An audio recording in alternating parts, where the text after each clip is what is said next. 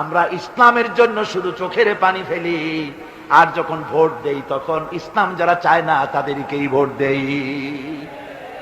ঠিক কিনা?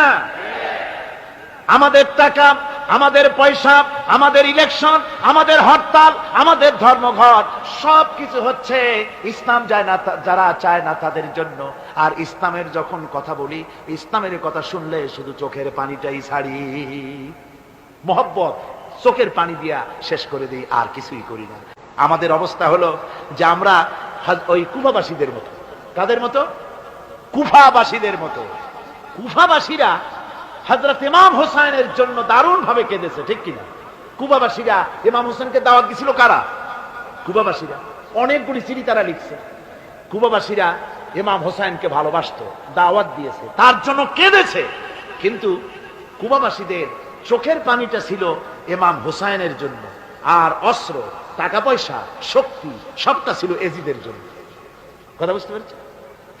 কুফাবাসীদের মতো অবস্থাই আমাদের হয়েছে।